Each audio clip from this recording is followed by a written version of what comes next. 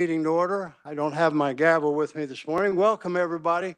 Good to see you this morning, and everybody made it through the weather okay. First, we're going to go into hearings on 3 of these bills that we have left.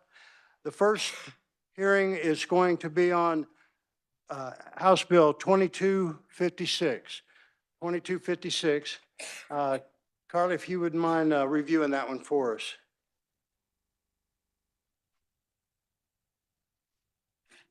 Thank you, Mr. Chair. Good morning, committee.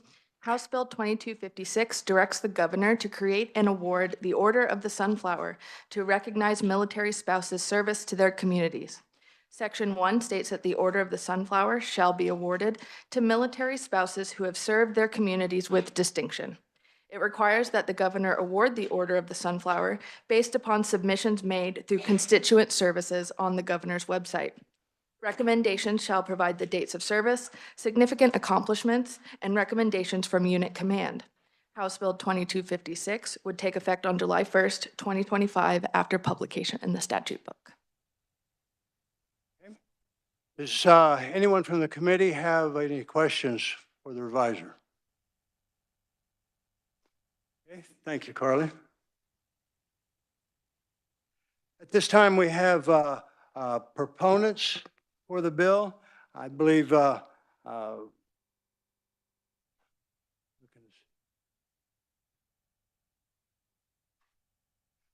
General Wiggins, give you the floor for speak for the bill. Welcome to the committee, sir. Opportunity. Say I had to find the button. First off, it's a distinct honor and privilege to be here today and address the committee on what I think is an extremely valuable bill. And although a lot of people look at this and think it's relatively insignificant, I will tell you that as a commander and somebody that served 33 years United States military and served at all levels from a 3-star general in command of a theater army down to really the Big Red One in Fort Riley, I will tell you this is significant because volunteers are unsung heroes. Not all heroes wear a uniform. And in our case, spouses specifically carry the brunt of a lot of things, and above and beyond what they do to keep the households running while their service members deployed. They also volunteer thousands and thousands of hours, not just within the gates and the wire you see of installations, but outside those gates. And without them, a lot of the systems that we have in place that go unfunded or sorely underfunded would fail. And so for me, this is near and dear to my heart. I have been stationed in many states at many installations, and some states have a program similar to this that they award those that go above and beyond and represent and exude the values that their state holds dear, and they award them certain recognition. Now, I will tell you, if any of the spouses knew I was standing up here and talking to you about recognition, every one of them would say, we don't want you to do that. They don't want this recognition, but they deserve this recognition. The state of Kansas is blessed to have these individuals that come in sometimes 2 to 3 years out of their lives, and they spend it right here in the state of Kansas, and they don't stop what they're doing. They roll up their sleeves and they become a part of your communities, and they get at it, and they do what's sorely needed. One of those, one of your committee members sitting here, his wife is invaluable to the city of Junction City. She serves and she works tirelessly to basically bring that city's reputation and that community where its quality of life is equal to what service members deserve and really what we as Kansans demand for those service members that come into our state. We want Kansas to be a state where people not only serve, they can deploy away from, come home to, but we want them to ultimately call this place home. And by doing the Order of the Sunflower, in my opinion, it will demonstrate to those that are still in uniform, the spouses that accompany them as a team, When they hang that up on the wall, people will recognize that they served in this great state. I've had the privilege of serving in this great state, and I will tell you, I got recognition for that service. My spouse served right along beside me, and she got recognition for serving in the state, but not necessarily from the state. We decided to come back because Army values specifically are Kansas values. We need those individuals to come back. This is just a recognition, I think, that has long been waiting. I mentioned this initially with Governor Brownback when I first came on 9 years ago into this position. And I'm glad we're finally taking it on, Mr. Chairman. And I think it's now time to get it enacted. So thank you very much. Appreciate it. And I'll take any questions that you have. Are there any questions from the committee for General Wiggins? Any questions from any of the other folks? Sir, thank you very much, and I agree with every bit of that. I've Thank you, seen it Mr. Chairman. firsthand. I do have written testimony as well for submission. I'll pass it off here. Thank you, sir.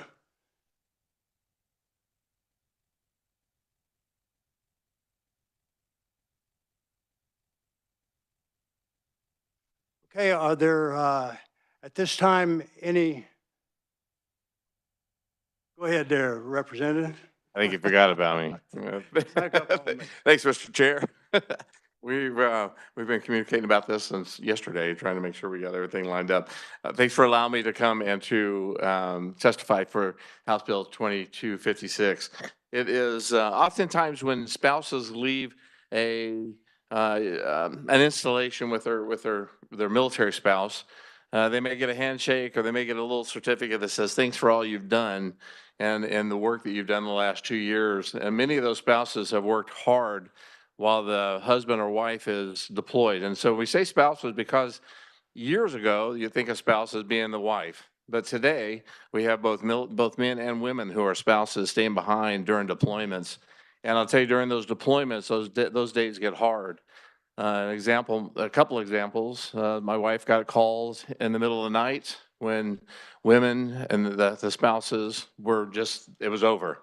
And one had threatened to take her life. And so my wife got called at 2 o'clock in the morning, went there to that house, called the ambulance. The ambulance came, saved the woman's life. She stayed with the kids till her mom came from California. And those are the things that happen on a military installation. And I will tell you, in today's operational tempo, soldiers are deploying at a rapid rate. And if you had a chance to meet with General Roan on Tuesday, one of the things he stated in the Governor's Military Council is that now all of the brigades at Fort Riley, just as an example, just one installation that we have, all the brigades at Fort Riley are training, either at training right now, will be trained up and are going to be deploying starting this fall, which means that 15,000 soldiers are going to be going. And so we're going to be leaving the home several of those spouses to take care of things. And that I will tell you, on the roads that they live on, the senior officers and senior NCO's spouse become they kind of oversee the unit readiness, or the unit, what is the word we use, the spouse group? I can't even think what it's called anymore. What is it? Family readiness, that's what it's called. I can't even remember what it's called. And they're the ones that get called to go do those. Not only do they that, they will oftentimes be the volunteers for things like Operation Santa Claus. And this is not for just a one thing, Operation Santa Claus. This award goes to something that they've done significant to change something on that installation or within their community. This was the reason that I decided to bring this is talking with General Wiggins and talking with the commander from the Combat Aviation Brigade 2 years ago. And Colonel Arriaga called me and said, hey, I need your assistance in trying to get a certificate from the governor. And I said, well, let me check and see what we can do. And he said, hey, I've already asked and I've been told there is none. And so I went to the governor's office and I said, we'd like to bring this as an opportunity for the governor to come up with a certificate to present to spouses of any of the military across the state of Kansas. And the staff declined this opportunity to do so. And so upon decline, I was kind of a loss. Where do we go from here? And then a three-star general retired, I know, said, hey, you ever thought about putting a bill in? And so I said, good idea. So let's put a bill in to get one and get this initiated. If this is passed, and which I hope that it will be, then it will be up to the governor's office to come up with a certificate, and then those recommendations that would come through the channels that they have to for the award. The Yellow Rose of Texas is one that is presented to spouses who go above and beyond in the state of Texas. And you know, it's always good to compete against other states, right? So we can come up with the Order of the Sunflower. That's what we're known for. So I think it's an opportunity for Kansas to do so. And I've had numerous officers and commanders talk to me about this now, about getting something at the level. You know, I will tell you that in closing here, that a certificate signed by the governor would go, I believe, much farther in recognizing the significant accomplishments of that spouse. It can build morale in a family that's been through several deployments and separations. It's a simple gesture that the governor can sign, that a spouse can hang proudly on the wall. It is a certificate will provide affirmation for that spouse that what they're doing is the right thing. And so when they have those late night discussions with their military spouse member, and the member says, hey, I think I'm going to go ahead and stay in the military and we're going to continue this out, something like this could impress upon that spouse to say, you know what, we are doing the right thing. Let's continue to serve in the United States military and whatever service that is. The fiscal note of this certificate is negligible. I mean, it really, the cost is nothing. But the boost that it will give a spouse is immeasurable. Just that morale boost is something tremendous. My wife in Korea was awarded the Commander's Award for Volunteer Service, which was a very good award for civilian service, to volunteer civilian service. But to have something signed by the governor to hang on a wall would be something good for most of those, because they go home and they see their military members' I love me wall in their house somewhere. They've got one. Trust me, is that, or it's at their office, and it's got all their little awards and all their plaques and everything on there, because they get one every time they leave. You know, especially commanders, they get the flags and they get all that. This is just that one thing that spouse can have to hang on a wall that says, my service to this community was appreciated. And I will tell you, they do a lot. So I'll stand for questions if you have any. Thank you, Representative. Any questions from the committee? Yes. Thank you, Mr. Chairman. Not so much a question as a thank you for bringing this. We often talk about how the whole family serves, and I can attest to the fact that I have an entire cabinet full of silver-plated trays and so forth from the 60s to the 80s when my mom was president, and to your point of the Officers' Wives Club, which is probably not the name of the Spouses Club anymore. And I know that silver plate is really going out of fashion, and I agree that recognition by the governor is well in order. So thank you so much for bringing this. Thank you, Representative Parsons. Representative Collins. Thank you, Mr. Chair. I was just wondering, is this award, I mean, it's a great idea. Is it something that anyone can, can it be awarded several times a year, or is it just going to be a thing that one person gets periodically, or how's that going to work? And actually the question, when I was working with the revisers, the question came up, how many do you think will come out of this? You know, how many per year do you think certificates will come? And I said, very few. You know, because a lot of times it's when commanders leave after a 2-year assignment in command, 18 months to 2 years, they're recognizing somebody in that group that's done something. Probably in the time I've been here, I've had 3 or 4 said we want this certificate in the last 2.5 years. General Wiggins may know more that have wanted it. But so I think, and that's just from Fort Riley. So we look at McConnell, we look at Fort Leavenworth, we look at the National Guard and Reserve units that are here. So it's open to all of those. But I think it's going to be a smaller number than what we think. So maybe 5, 10 a year, maybe. Okay, and I know there are probably a lot more people who deserve it who probably would decline it if they had the chance. And I think the general had his hand up there.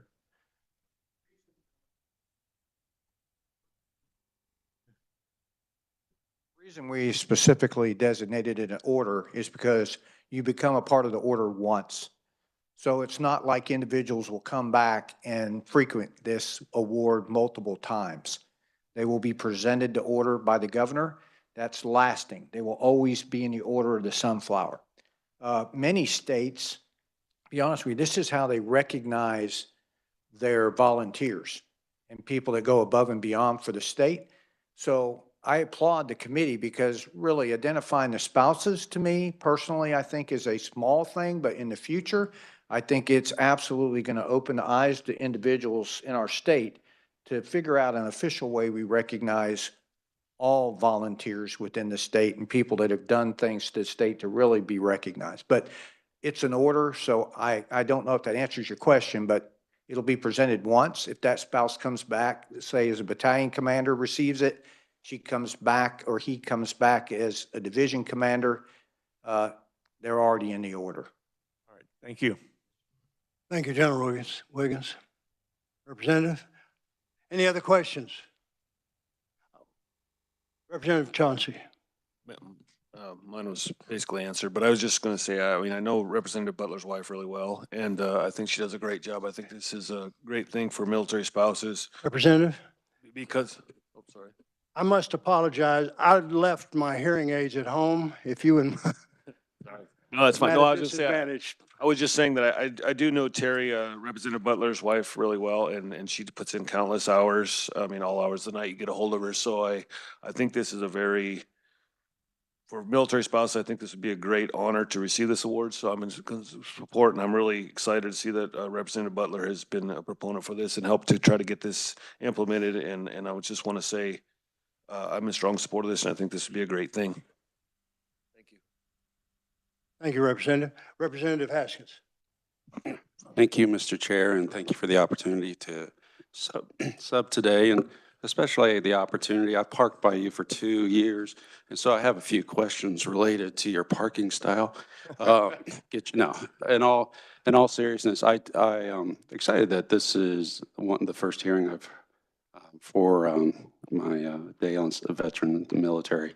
I noticed in the bill, it's not prescribed as far as, how do we define accomplishments and, or the method that and personally, I like that. Gives flexibility as it moves forward. But I was wondering if you wanted to give some examples. You mentioned your wife, but maybe give some examples of who would be worthy of this. Sure, and good question, thank you. I'll answer that as long as we get to go dance around the rail. We it's kind of a little inside little thing here. As far as spouses and what they do, a lot of those spouses are put into, it's almost a pseudo command, and I hate to use that because we don't, it's always one of the big things. We don't like military spouses to wear rank of their military spouse. But when a soldier's deployed, when a unit is deployed, and you've got a company size of anywhere from 150 to 250, you've got a battalion size of up to 500, brigade size of 4,000 that are going. That senior commander spouse oftentimes is the person that's on the ground, or they have a group of ladies that work together to ensure that. Families have childcare for their families, that the kids aren't being left alone, because you hear those stories that mom will leave, dad's deployed or whatever, and that stay-at-home spouse is gone and leave their kids in the house. And so they spend a lot of time working those issues. They get involved in community involvement to make the installation or the community better, to know that those soldiers are cared for. So there's a lot of different ideas of how they could be recommended for the award. The biggest issue is once that award comes in, it'll be up to the governor's office to determine if that is reputable and an idea for something for them to receive that award. But there's a lot of different things that they will do. Thank you. I will say that if anybody remembers Pope Air Crash, the women came together. It was phenomenal how they came together, and from the hospitals to the units, and because it affected Fort Bragg, Fort Pope, all of that, and the wives were backbone of the support. Any other questions? Representative Goddard. Not a question, but a comment. I think if you want to see a visual example, just watch We Were Soldiers. and see what the commander's wife did for those spouses during a time of conflict. Thank you.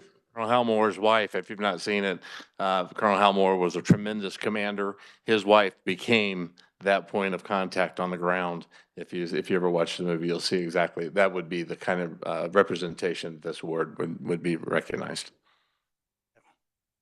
Are there any other questions from any of the members here? Thank you, Representative. We'll close this part of the hearing on this bill. Yes, Could I make a few comments? absolutely. I didn't ask, but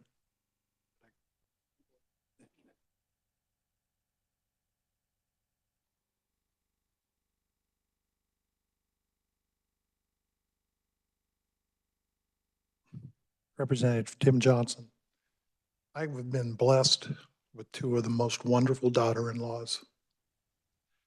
And I know when I walk in the house for the older one, we did 25 years with her, with my son, part of that in the military. I look up on the wall, and there it is, from Texas. Yellow Rose of Texas. And I asked her about it, and you know what she said? Oh, I didn't really do anything, but I know what she did. When they were deployed, that was his command.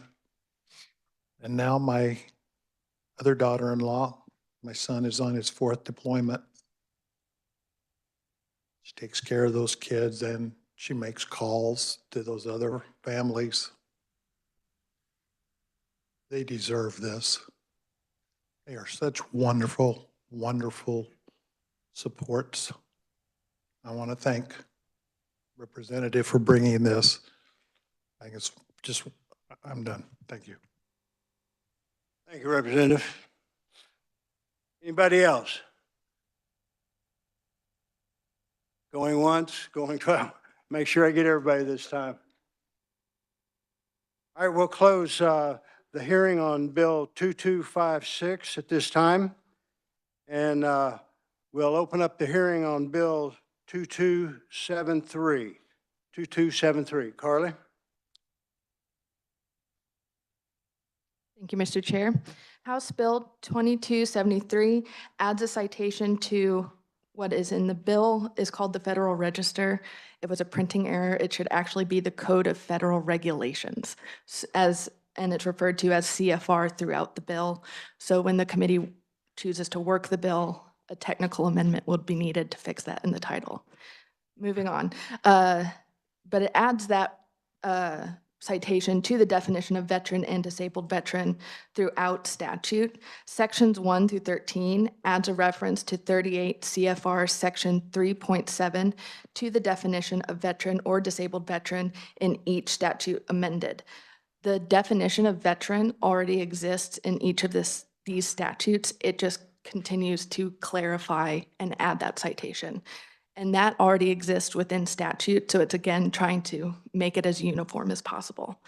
38 CFR section 3.7 is a list of individuals or groups considered to have performed active military, naval, air, or space service. So it's a very exhaustive list. House Bill 2273 would take effect on July 1st, 2025 after publication in the statute book.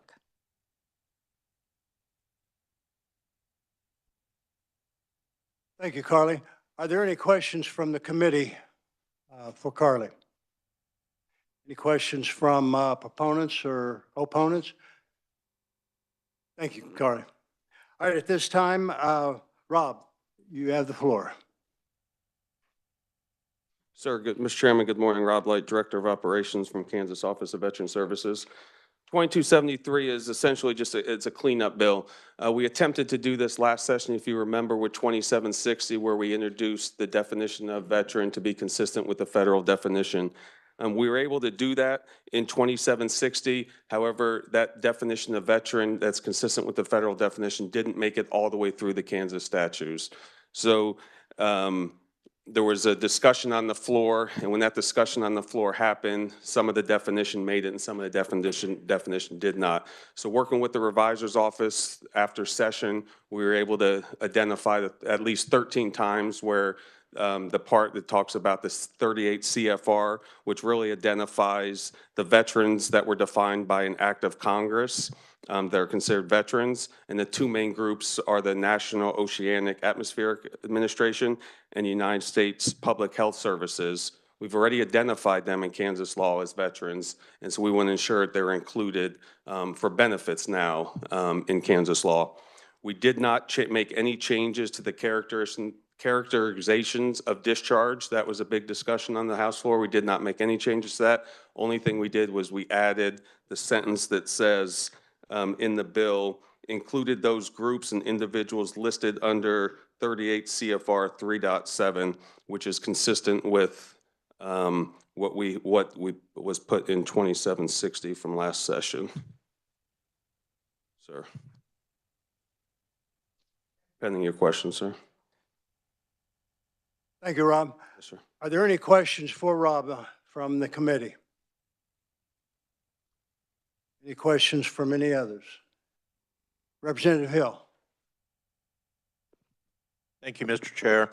Rob, I just want to get this clear in my head on the discharge thing that we ran into this year. Does it, I mean, or last year, that 38 CFR, those groups included in that, does that go into defining discharge, or what are those groups? So, Mr. Chairman, if I will, so I have a list here. So the groups that this includes, it's 3 pages of groups that, again, Congress has identified as veterans. A lot of these groups are really civilian groups from World War II and World War I. So I would suspect that there's not many of these individuals around still, sir. But the and I can hand this out, but it does not go into any characterization of discharge.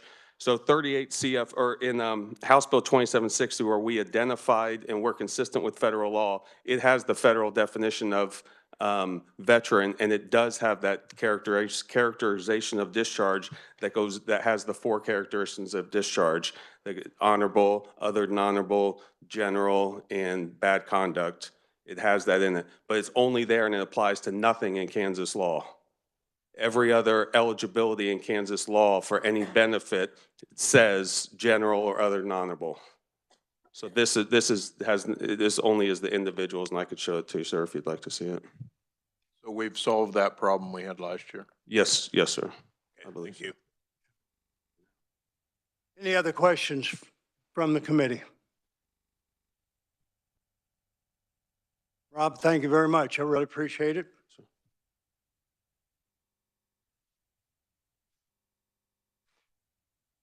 Are there any other proponents? Mike Kelly. Mr. Chairman, members of the committee, Mike Kelly, Military Officers Association America, Kansas Council of Chapters. We support this bill. The one other difference between the Kansas definition of a disabled veteran or a service-connected veteran and the federal definition is down in section 1C. In Kansas, you have to have a rating 50% or higher to be considered a service-connected disabled veteran. In federal law, it's if you've been through the disability process and you got a disability rating, and some of those ratings are 0%. So that is a difference. It doesn't have anything to do with character of discharge, however. So we still have that distinction between Kansas law and federal law. Kansas does not consider people with other than honorable or bad conduct discharges to be veterans. In federal law, it's only the people with bad conduct discharges and certain other than honorable people that fail a character of service review. And it's very complicated for the other than honorable people under the federal law. So Kansas draws the line a little bit differently. It's a small difference, and this bill does draw the line differently for service-connected disabilities. Where federal, if you have 0%, 10%, up to 40%, you're still considered a service-connected disabled veteran. In Kansas, under this bill, you have to be 50% or higher. Sir, I stand ready for any questions. Thank you, Mike. Are there any questions from the committee? Yes, Representative Carla. Thank you, Mr. Chair. I'm kind of new to some of this terminology. Been around Fort Riley a long time, but I don't know what 38 CFR is about. Could somebody give me a brief description of that term, please? Representative, thank you for the question. Title 38 of the Code of Federal Regulations has to do with veterans. And then Section 3 has to do with veterans benefits. And then when you get into Section 3.7, it talks about who is a veteran. Well, it's pretty obvious if you enlisted in the Army and you served in the Army, you got out of the Army, you're a veteran. So for people in uniform, it's pretty clear, and it lays all that out. One thing that's not real clear is it says naval service. The Marines are part of the naval service. The Coast Guard's part of the naval service. So it doesn't say Marine Corps and Coast Guard in the list, but it says naval service. So they're under that umbrella. The other thing that Congress did is in World War II, there were, I'm going to say 20 or 30 groups of individuals that served overseas in harm's way. And the most famous one is the U.S. Merchant Marine, who drove ships across the North Atlantic, and there were German U-boats, submarines that shot torpedoes at them, and many Merchant Marine members were killed. And Congress declared that if you were in the Merchant Marine and you served in World War II on the water between two certain dates, you are a veteran. So there's a number of groups that did that. Red Cross, there's a list of about 20 or 30 groups. Most of them are only of historical interest right now. But the two that continue are the Commissioned Corps of the United States Public Health Service, because they are people that are, through their civilian employment, they can deploy at the orders of the Surgeon General of the United States to wherever there's a public health emergency. They are considered veterans by act of Congress. Their disability, if they become disabled through their service, their disability goes through the Veterans Affairs process. Congress has said, you're a veteran. Similarly, National Oceanic and Atmospheric Administration, NOAA, has a commissioned corps of 1,000 individuals. They serve on ships, icebreakers, they fly airplanes into hurricanes, so they do some dangerous stuff. Congress has said if you're in the NOAA commissioned corps, you're a veteran. And similarly, if they get disabled during that service, their veterans benefits are go through the VA disability review process. And they can be awarded a disability by their secretary concerned. So ma'am, that's a 2-minute answer. I hope that gives you some clarity. Thank you, Mike. Appreciate it. Any other questions? Yes, Representative Weigel. Thank you, Mr. Chair. When you're bringing up about all of these groups, does that include the Filipino guerrilla, the army that assisted once the Americans came back into Luzon? There are some Filipino groups in that World War II list, sir, and I don't have the whole list memorized. There was a controversy about this for a number of years ago, and then I hadn't heard any more about it. And Congress at one point said they're veterans, and there are United States Department of Veterans Affairs facilities in the Philippines, and presumably to serve that population. So there are Filipino civilians who are considered veterans of the United States military, even though they never wore a military uniform for the United States. They supported us during World War II against the Japanese. Thank you, Mr. Mr. Representative. Yes, Representative Collins. Okay, and I was just wondering about the Flying Tigers. Are they considered veterans? Didn't mean to stump you, but. I'd have to look that one up, sir, and I'm ashamed because I served in a unit that was in the 14th Air Force, and the predecessors of the 14th Air Force are Chennault's Flying Tigers, and I have a Flying Tiger patch at home. I'll have to look that up, and if I can get back to you on that, I don't want to take any more of the whole committee's time, but I didn't want to turn this into stump the band, but. I think you got me on that one, and I should know that, but I'm right, well, sorry, thank I you. don't. I don't. Well, we need to record that as a first. We stumped Mike. Thank you, sir. I appreciate all your information. Are there any other questions? Sir Rob Like pointed out to me the Flying Tigers are on the list. He's got a Ah. printout of 3.7 back here. That's good. Good. Thank you, Mike. Appreciate it. Are there any other questions from the committee on this bill? Any other questions?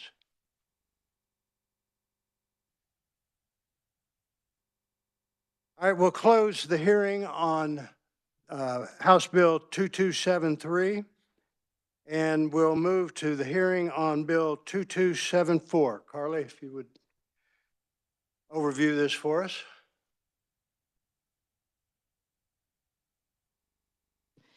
Thank you, Mr. Chair. House Bill 2274 removes the active requirement from military service members for occupational licensure. Section 1 amends KSA 483406 to remove the word active from before service member, once on page 1 and another on page 8. This change would mean that part-time active duty service members or their spouses would be eligible for expedited state licensure from the bodies listed in subsection V. House Bill 2274 would take effect on July 1st, 2025 after publication in the statute book. Okay, thank you. Any questions from the committee for Carly on the overview? Any questions? Thank you, Carly. At this time, we'll move to our first proponent on this bill, Lieutenant Colonel Marshall. Thank you for being with us again, sir. Appreciate it. Morning, Mr. Chairman, members of the committee. Lieutenant Colonel Keith Marshall with the Kansas National Guard. You've got my written testimony, so I know we're short on time today, so I won't belabor you with everything in there. I'll just say that the word active, small word that could have a big meaning, can be interpreted very narrowly to mean only active duty service members. And when it is that way, then it excludes National Guardsmen and reservists. So we just appreciate the clarification in this bill, Mr. Chairman, that would make it clear that this applies to National Guard families as well. So thank you for that change, and I will stand for any questions you have. Okay. Thank you, sir. Are there any questions from the committee? Representative Poskins. Thank you, Mr. Stars. So Colonel, this is basically also a cleanup bill, right? In terms of making sure we don't exclude folks from that. I think it was the intention when the bill was written not to exclude this, but just with probably an oversight. Thank you. Any other questions from the committee? I think it was just an oversight, 2 words that just got left in there. Because it definitely includes National Guard and reserves. So, okay. Thank you, sir. Appreciate it. This time, are there any other proponents that would like to speak for this bill? Any other proponents? Okay, we'll move to neutral. Mr. Larry Carnes, Executive Director of Board of Technical Professions. Sir?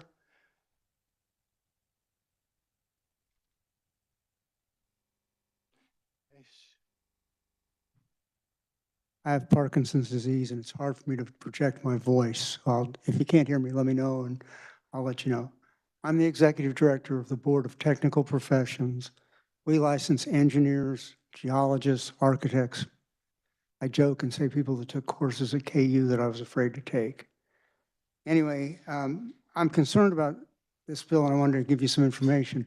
I fully support waiving fees for military spouses that are assigned to Kansas because of the duty station of their spouse. I believe that was the original intent of this bill. If someone is transferred here, their wife's a school teacher, they need to get a job, they need to get a teaching certificate right away so they can go to work. In the professions that I license, or my board licenses, you do not need to be in Kansas to have a license. 2/3 of our licensees are scattered elsewhere in the United States. If you're an engineer or an architect in Florida, you can work on a project in Kansas, never come to Kansas, never be present here. Just because you have a project in Kansas, you have to be licensed here. Similarly, a Kansas architect or engineer could work on a project in Florida, but he'd have to be unlicensed in Florida, but he'd never have to go there, or he or she. So my concern is that this is overly broad in waiving licensure fees for military spouses. The way this is written now, and with the changes you're proposing and the changes that have been made previously, it opens it up to any military spouse, if they've ever been married to a military service member now or in the, who's serving now or in the past, and anywhere in the country or anywhere in the world for that matter. It has no nexus to Kansas whatsoever. So my thought would be subsection U, which says, notwithstanding any other provision of the law, if you're a military spouse of an active, and you want to take the word active out, of a military member, if you're the military spouse of a military member, you don't pay licensing fees in Kansas. Well, that puts them at a competitive advantage over other people who are practicing those professions in other states that have to pay a licensing fee here. So I don't think that was the intent that you all had. I can't read your minds necessarily. I think that's the effect of this bill, and I'd like to see that remedied. I'll stand for questions. Okay, thank you, Mr. Carnes. Are there any questions, Representative Carlin? And then I'm going to ask Carly to kind of explain some things or see what we need to do. Thank you, Mr. Chair. I could wait and ask after she. Let's has do her that, if you don't explanation. mind, ma'am. That'd be great. Thank you. Let's do that. Carly, would you, what is the validity of that? And if there is something that we should do, what can we do with that at this point in time? Well, I'll leave that last part up to the wisdom of the body, but I would like to draw attention on page 1 under applicant. It does say a military spouse or military service member who resides or plans to reside in this state due to the assigned military station of the individual or the individual spouse. So that does connect it back to Kansas. I agree, sir, but then in section U, it says, notwithstanding anything else in the law, a military spouse does not pay a licensing fee. The two sections conflict.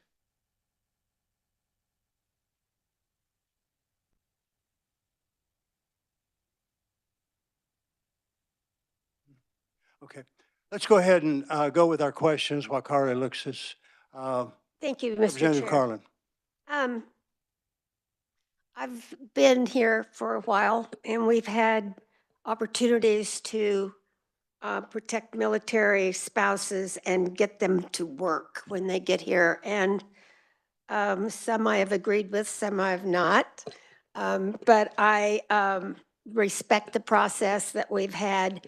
The thing that I am wondering, you're talking, I don't have the bill in front of me. I'm sorry, I don't know why I don't have a copy of it, but I didn't get to my office this morning. You keep it, that's okay, I'll read it later. But so we're just amending, we're just adding to a current statute, I assume. But when I have voted for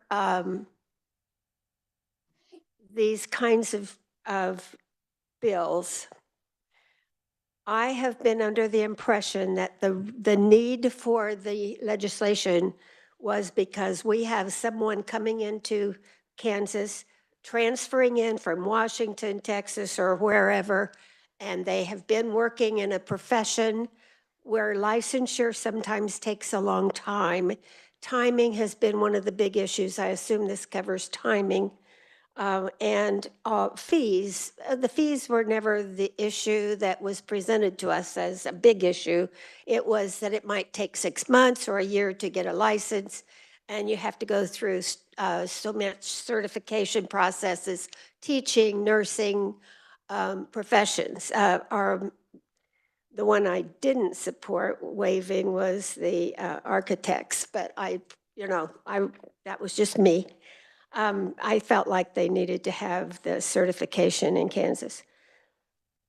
However, I'm reluctant to understand how someone who lives in Kansas and becomes a member of the National Guard needs this kind of protection from Kansas if they are Kansan and in the Kansas National Guard. So, I mean, just help me understand that. I don't necessarily oppose that, but I think it's not what this was intended to do. Thank you, Mr. Chair. Okay, let's go with Carly first, sir, and then I'll go with you because I think she may try to explain some of what you said, Representative Carlin. And then I think there's a second question too we'll ask Lieutenant Colonel Marshall to address. Carly? Thank you, Mr. Chair. This goes back to the gentleman's original concern, under subsection U, it does say notwithstanding other provision of law to the contrary, but it says applicants who are military spouses, which then ties it back to that definition in section, in the beginning of the bill. So it would be applicants who are military spouses, which then calls back to that definition that states resides or plans to reside in this state. Okay, so if I understand right, that on page 1, that definition covers this. And, As I'm reading it, yes, sir. okay. Okay, are there any other questions in reference this? Yes, Representative Goddard. Thank you, Mr. Chairman. This may not be applicable, but let's say we have a military member who serves here in Kansas, and they go across the border to Missouri and start dating a person over there and eventually get married, and the spouse moves to Kansas. Is she covered or he covered under this bill? You're in Kansas, you marry a Missouri girl, she comes to Kansas. Anybody that lives in Kansas or resides in Kansas, it's expedited licensing. Let's say the spouse goes to Fort Riley. Is there a licensure thing there where it would benefit the new spouse? If you read the bills and the act as it is, it was intended to cover the situation where someone is being stationed in Kansas from another state, like Representative Garland discussed. The one you're saying is someone who lives here. We're taking care of Kansas residents or people who live in the state or intend to live in Kansas under this bill. But that's a different situation. Then they've got a nexus to Kansas because they're here. That answer your question? I'll have to think about it for a while. Okay. Thank you. Sir, I'm sorry, I skipped over you. Thank you, Mr. Chairman. Representative, just to answer your question. So first, we do recruit pretty heavily from active duty. So one thing that we see is people who grew up in Kansas and they join an active duty component of the military and they go off to whatever part of the world and serve, and then they want to come back to Kansas. So then we recruit them back to the Kansas National Guard. So they move back to the state with their family, and at that point, they would be a Kansas National Guard member and eligible for the expedited licensing for the spouses. Additionally, it's not common for us to move, but we do move on occasion, especially us that are full-time members in the Kansas National Guard. Since I became a full-time member in 2008, I've moved with my family down to Texas and then back to Kansas and then Texas again, back to Kansas. I've moved to Washington, D.C. and back, and I've moved to Alabama and back. So we do move out of state on occasion. It's not very frequent, but it is something that happens, and this bill would cover that in case it were to happen. Okay, thank you, sir. Thank you. Any other questions? Yes, Mike. Sir, I take the point of the section U, the word notwithstanding. That's a very powerful word in statutory language.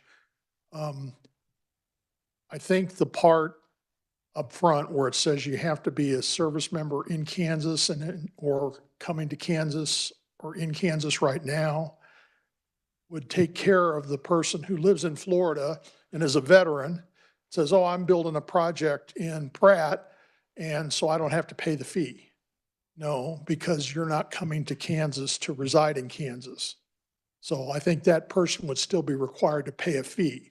And if we need to modify section U to make that completely clear that out-of-state registered engineers still have to get a license even if they're a veteran, unless they physically come to Kansas. So maybe that would clear that up. And I would say we support taking the active out in the two places that Carly mentioned. Okay, thank you, sir.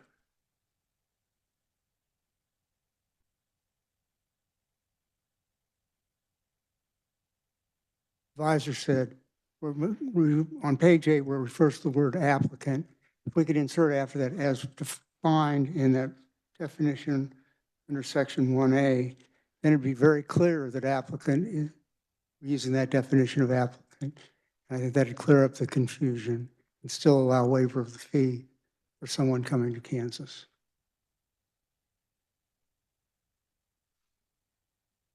she's making the assumption that the word applicant is going to go back to that definition. I'm just clarifying that that in fact would happen. Any other questions or thoughts?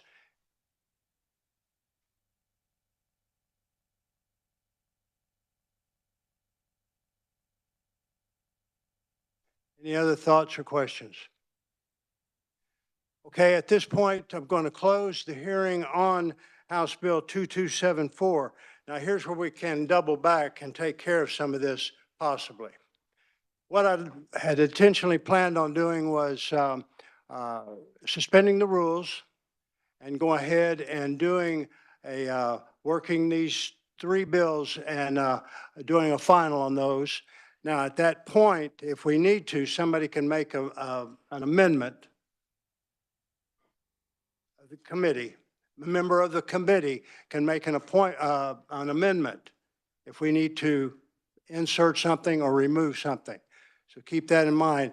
And I'm going through this process because we are at the end of that one calendar date that we cannot turn in bills anymore. Except there's an exception, but I'll talk about that later. So at this point, what we need is a motion to suspend rules. Okay. Okay. And Representative Hoskins, second.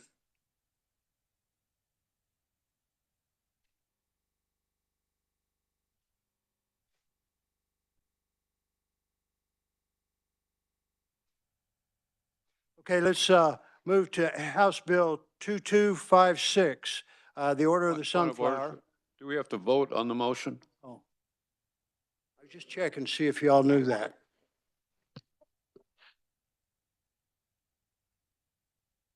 For anyone for the bill, say aye, please. Oh.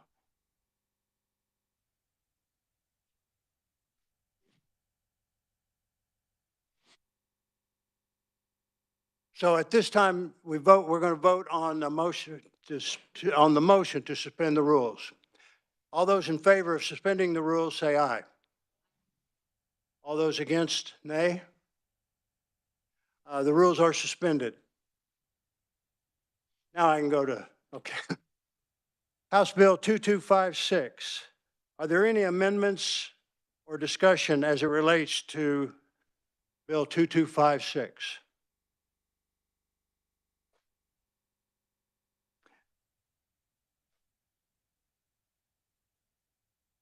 Okay.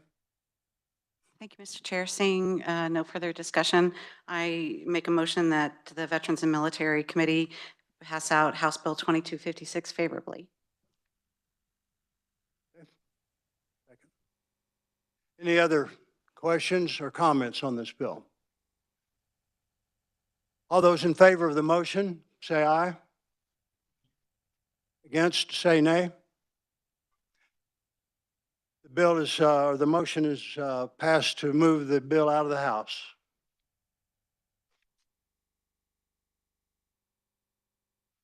Out of the committee to the House. Okay, moving on to House Bill 2273. Do I hear a motion to pass this bill out of the committee?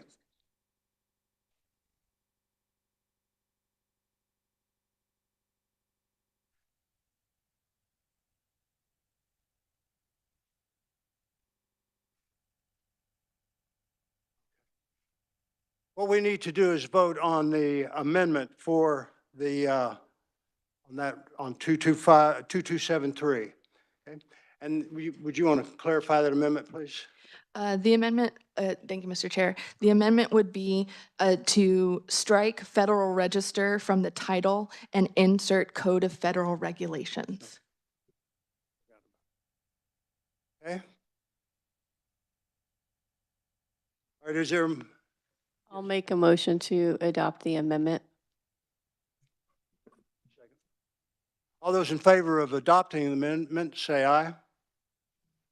Against, nay. Ayes seem to have it. Motion passes.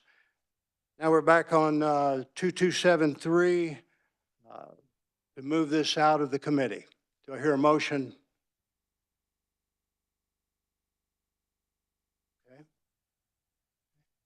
Second? Auctions, Representative Hoskins. All those in favor of moving this bill out of the committee, say aye. Aye. Against, say nay. Ayes seem to have it. Bill is moved out of the committee. Next, we'll look at House Bill 2274. Are there any amendments for this bill? Seeing none, we'll move right to an amendment to move the bill out of the House. I keep saying House, sorry, out of the committee to the House. Yes. Mr. Chair, I make a motion to move 2274 out of committee. Thank you. Representative Steele, second. Do I see a second? Representative Collins.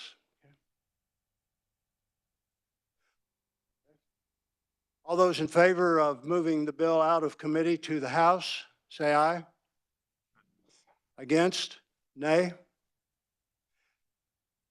Ayes have it. The bill is moved out of the committee. That concludes our, oh, yes, let's do that. Let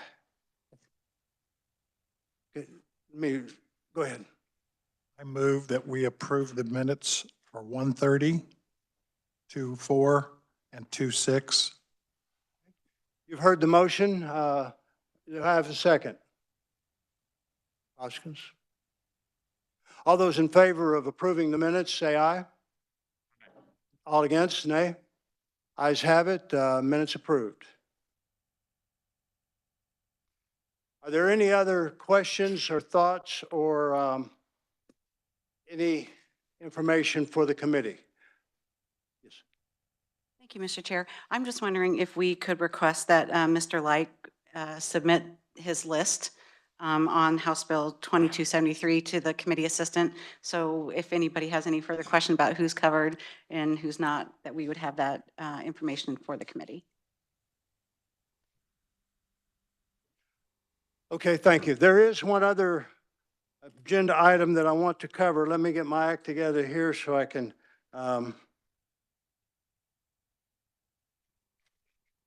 this is in reference to the two bills that we heard, 2214, 2213.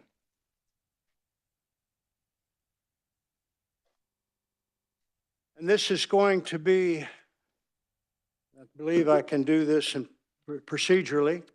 Carly, keep an eye on me, make sure. I'm going to speak to those two bills, but there won't be any discussion on them. This is what I have decided to do as chair, and I'll explain why. What I'm going to do is pull those two bills off the table. We're going to take those out of the system for right now.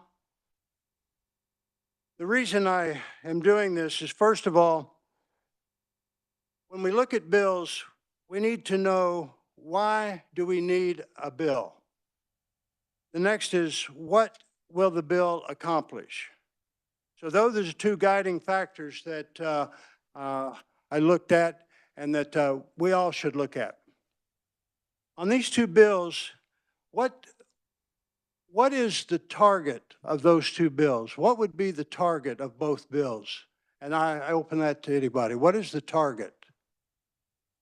Target was eliminating bad actors. The target actually was eliminating bad actors. Neither of those bills would accomplish that. If we voted either way on that, it would not accomplish what we wanted to do. Now, there is a need, there is a target of bad actors that we need to eliminate. The other thing is that goes along with this is that our goal, our primary mission in our existence here is to take care of the veteran. There are two issues that I stand on and I firmly believe in taking care of the veteran. One is freedom of choice. You know, that's what we signed up to fight for. I buried soldiers that died for that cause, for the freedom to choose. So freedom of choice, and we live in a society of free enterprise. But then on the other hand, there is a requirement, there is a need, an obvious need, that we need to protect our veterans from dishonest situations. There are people that will take advantage of our veterans, and I detest that.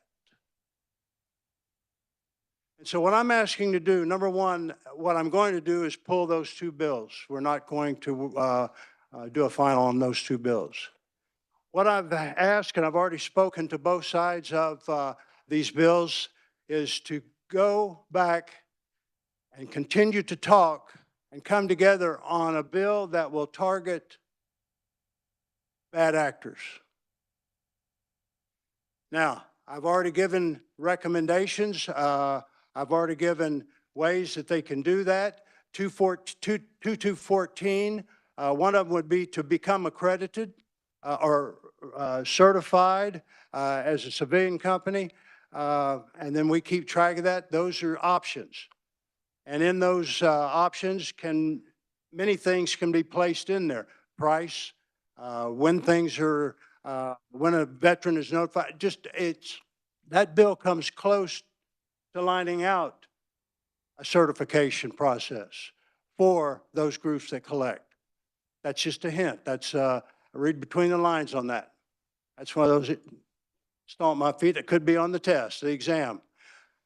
So that is the reason we're doing that. Again, freedom of choice for the veteran and protection of the veteran is what I'm looking for. And I could not find those in those bills. They're kind of there, but they're not there to where I felt comfortable, and they're not there in a solid way. And it did not address how we eliminate the bad actors. And I urge you, I ask you to come together and attack the mission, attack the target at hand. That is the 5-meter target that we have got to take care of. Because yes, I heard the other day during the hearing that both sides of the bills agreed that there were bad actors taking advantage of our veterans, and I detest that. And I think everyone else does too. So please, let's come back again and try to attack the bad actors. Now, there's two options. One of them is a very slim option. If the two sides can come together, our deadline to turn in a bill is Monday, the 17th, I believe. And I will go, even if it's not, I will go to the speaker and ask the bill to be blessed. Now, that's a slim chance there. That may take the hand of the God to make that one work, but I would be willing to do that. Now, the other option is we go away from this session with that assignment, with that mission in hand, and come together. Now, a lot of states are just throwing down, we're going to vote against these organizations that collect the fees, bad actor or not. So it's a pretty, in my mind, undefined kind of a thing. It's kind of singling out. And I think we need a better system than that. So that's what we're going to do with those two bills. And if you have any questions, feel free to give me a call, touch base with me. But again, I want to be clear on this. I'm after the bad actors. I would like to eliminate them. My goal is to take care of the veterans. Two issues under that: we as veterans